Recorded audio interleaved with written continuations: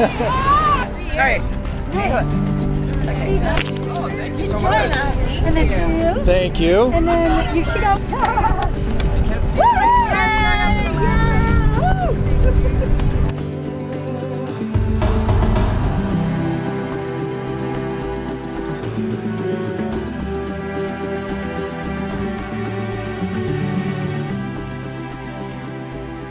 What is Burning Man? What does all this mean? A lot of dust is what it means.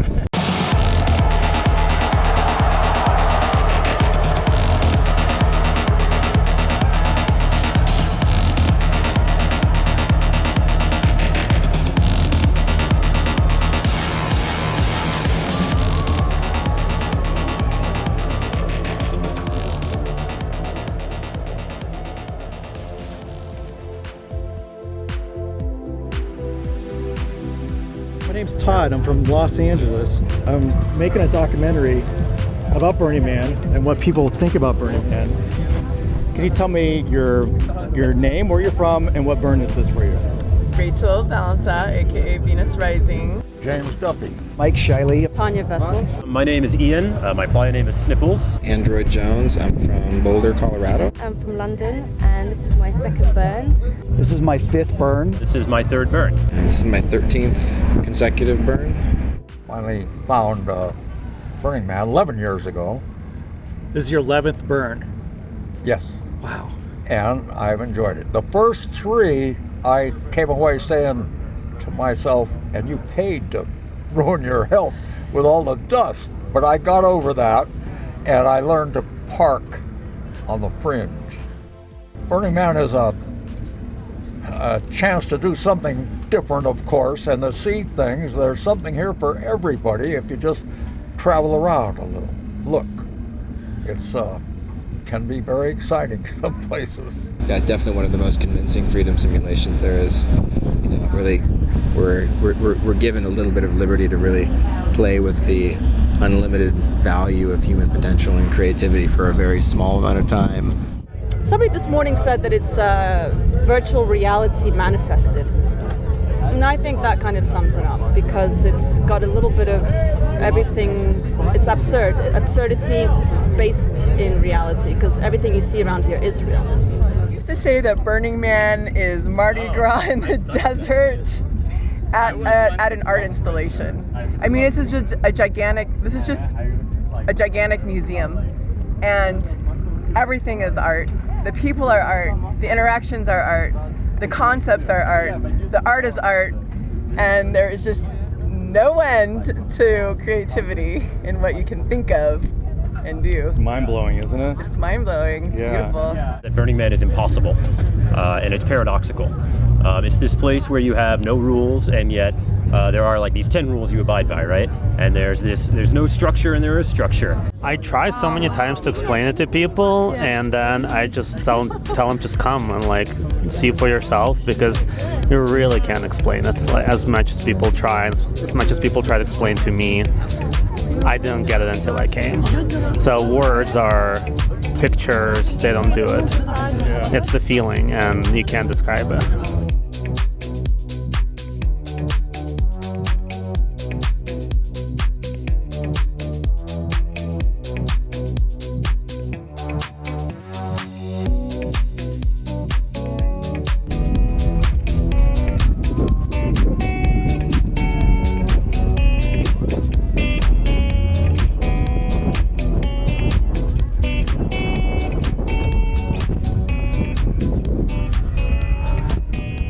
Yeah, it's about being free and being who you are and being friendly and loving to everybody. And there's no words, no pictures, no videos that can change that. So yeah, it's an amazing place. I'd come here every year if I can. So I mean, I've been to a lot of festivals, and it's always been about partying and raging and going as crazy as you can.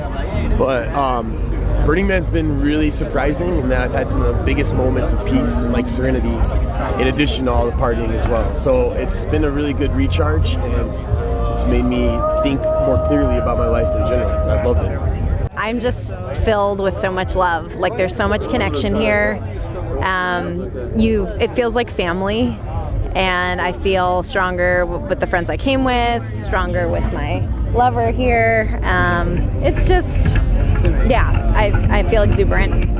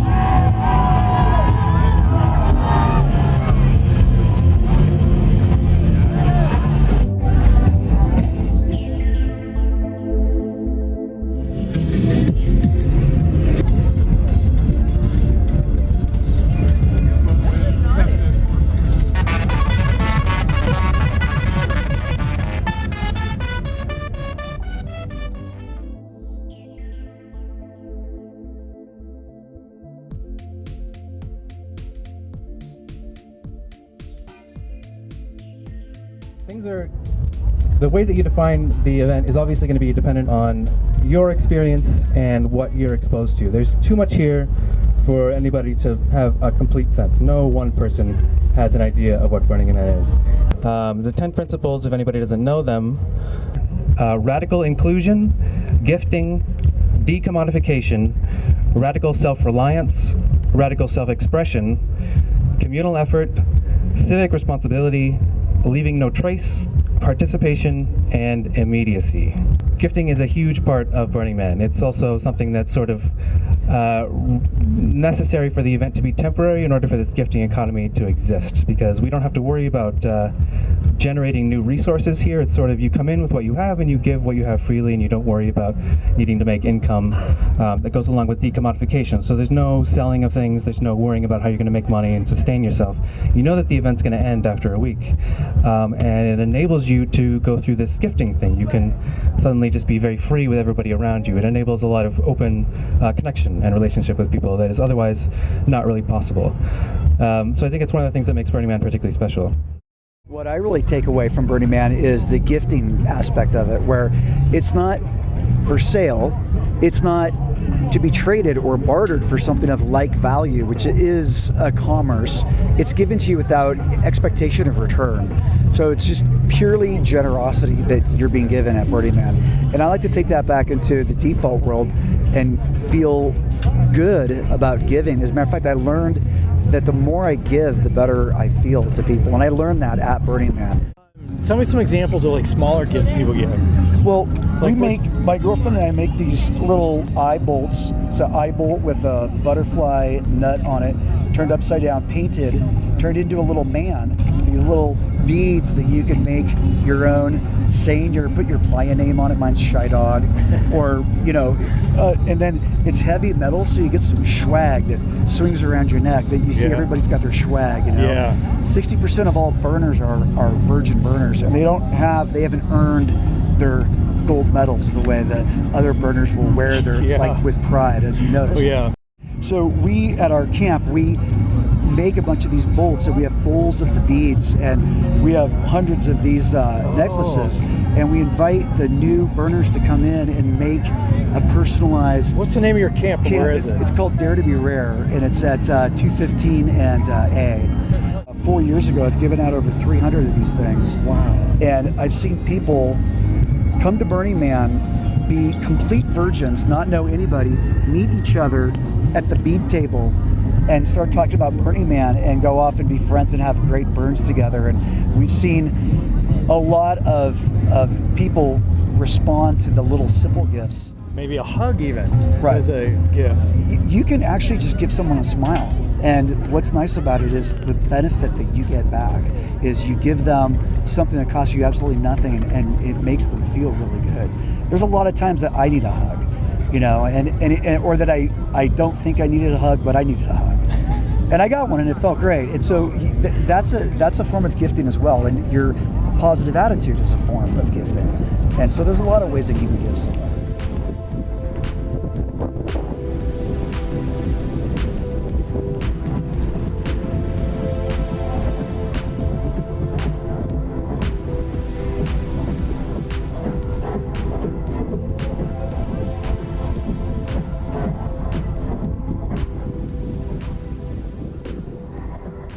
This is an opportunity to really dive deep into yourself. The workshops, freaking over the top. There are people, highly skilled, highly acclaimed professionals out here in self-development workshops, all kinds of things. Knowing that the people that you sit down with in talks, you might think it's just a little chat in the middle of a dust storm, but a lot of very big things have stemmed from here. So these aren't small fish, these are pretty big fish. And they're coming in here in all kinds of directions, and some of them you can tell, some of them you can't, but you never know who you're sitting next to and who's listening and who's picking up on things, because this stuff really travels and it really does manifest. And that is exciting as well, because you know you've reached the pinnacle of this kind of experience globally is here. And you can go to Africa Burn, and these things are amazing. And I do believe they should propagate, and I believe that there should be a lot more of this. But you know that this is the big kahuna, this is the big cheese, this is special. Oh, she already got it. Oh, nice. So for me, it's I was already fire performing before I came to Burning Man the first time, so it was another dimension of the event. So it's like people can come here for music, art, just the awesome people, all the amazing things that are here.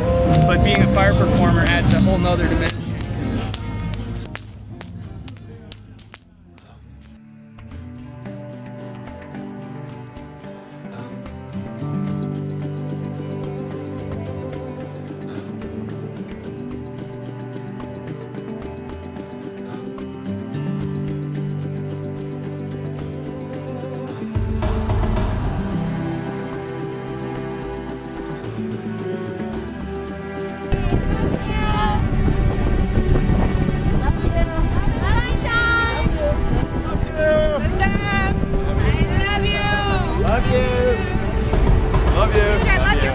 Thank you. Somewhere around here. Someone's enjoying the shit.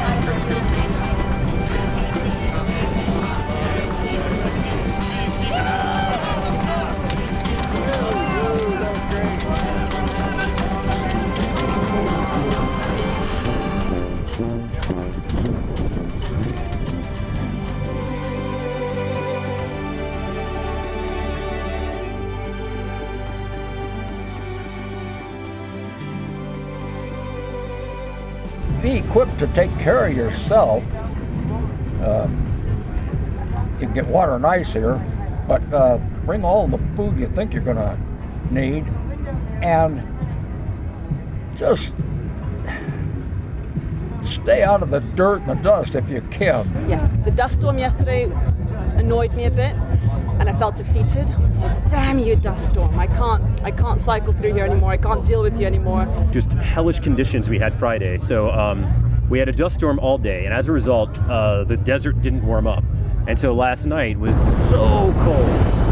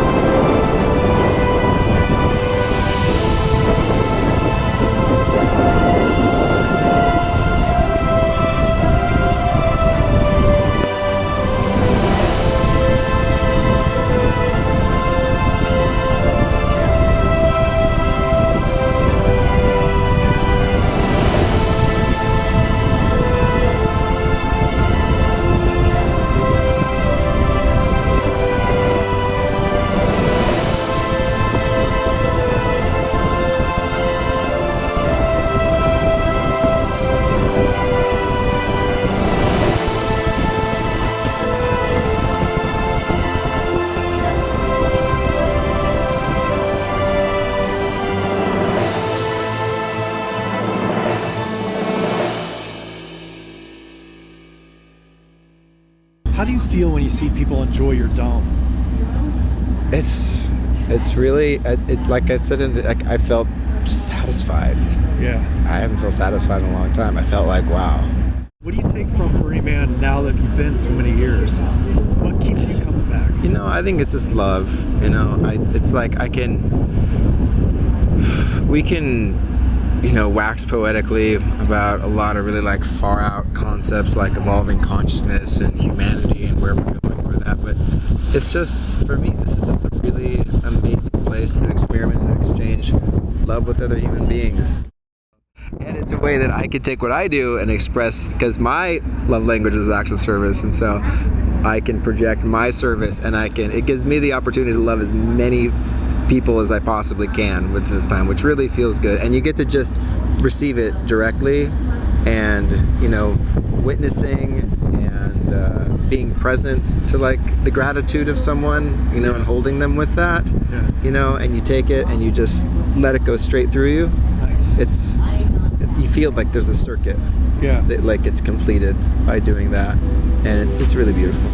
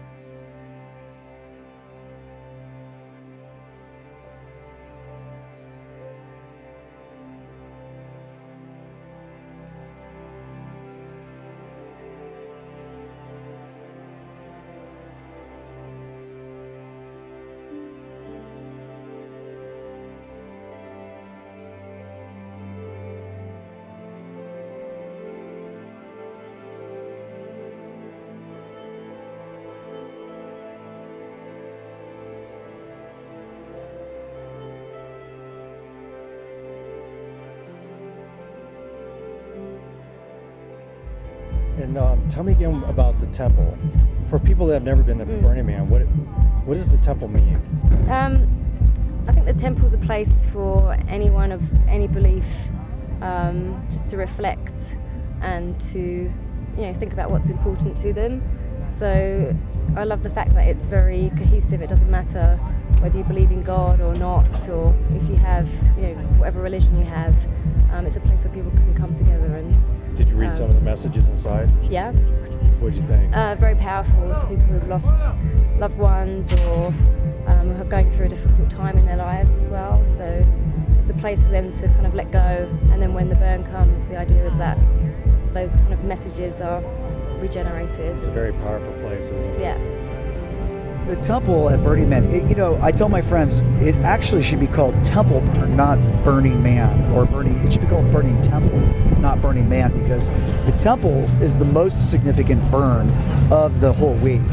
And so I do find it funny that people call it Burning Man, because it should be called Burning Temple. And when you walk in there, you'll see people getting married, people burying their wives or daughters or dogs' ashes in the ground. You'll see memorials, people crying, people laughing, people wanting to kick cancer, people wanted to just rage at their father, tell incredible revelations about themselves, or just memorialize a loved one or a lost dog. And the temple really is what I think, when it gets right down to it, brings everybody back to Burning Man that come back year after year, is because of the temple. The temple was important to me because my mother died last September and my father was dying, which is why I almost didn't come to this burn. He's in transition. And to go out to the temple and see everybody's writing about their death experience and posting pictures. There's so much to see. There's just so much. There's so many ways to grieve, and the things that people say, the closure which are sometimes emotional and about relationships. And Mom, I'm sorry, and please forgive me, and I forgive myself, and all these different things that people have closure with, and they have a chance to let it go at the burn. One of them was a woman saying, "I forgive all who've ever violated me. I set myself free." It's really powerful.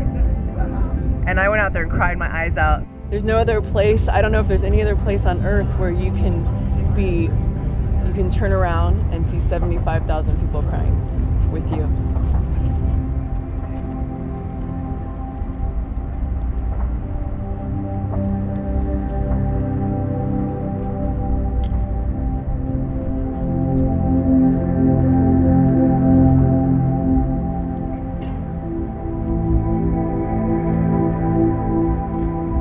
So much joy and peace that it doesn't compare to anything else I've ever experienced. But this week has really restored my faith, and I know it sounds grandiose, but it's very true. I actually leave here feeling inspired and in love with humanity again. Burning Man's been really surprising in that I've had some of the biggest moments of peace and serenity. What keeps you coming back to Burning Man? I'm hooked. I like it. How many more times do you think you'll come back? As long as I live. I'm looking for a couple more years anyhow. I think I can squeeze that out. What are you going to take away from Burning Man? I want to take away the attitude of just giving and thinking the best of everybody. And then I also just want to take away this self-expression into every day. Not be afraid to express yourself the way you want to. That's beautiful. How has Burning Man changed you? It's just restored my faith in what we can do as a people, irrespective of genders or nationalities. It's nice to know that so many like-minded people can come together and feel strongly enough and produce results. Everybody ready to go home? Jordan says she's ready to go home. I'm ready to go home. I'm ready. As fun as it is, it's hell. I'll be back next year. You'll be back next year? Sure. That's great. I don't know about the one after that. I don't know. I think every year I do toy with the idea of it being like my last one or taking a break, but I can't say. Every year is different. Every year is different circumstances. Like this is my 13th consecutively. I've got fantasies of just being here till like the bitter end too, and I've got other fantasies of potentially creating like more space in between. I never make the decision to come back to my next burning until after strike. Yeah, that's great. Yeah, I just want to get all my stuff home and then dust it off, and dust it off. Then we'll start our manifestation, our Google SketchUps and our joint conference calls after that. That's awesome. I will be back. Yeah. I didn't think I was going to come back for a long time, but I'll probably come back next year. And what do people say when you come back? What do people say when you come back? Welcome home. Welcome home. What you learn here and what you can carry out is very important. Yeah. The feeling you get with the stuff that you like here, it's important for us to bring it out of here and try to make the world better or different. Yeah, try to. don't expect paradise. It's what you make it. There's something here for everybody if you just travel around a little. I know it's a lot of things to a lot of people, and no one's 100% wrong about what it is. I think it's all those things and more. And how old are you? Oh, I'm 88 years old. I'm wondering if I'm one of the oldest farts here. Maybe. I don't know. Only thing I wish I could do right now is wash my hair. Yeah, my hair is pretty. The only thing I can say is at least her hair isn't oily. You know what I mean? Yeah, mine is just going to shit. It's too drying to ever Yeah. get truly oily. Plump down.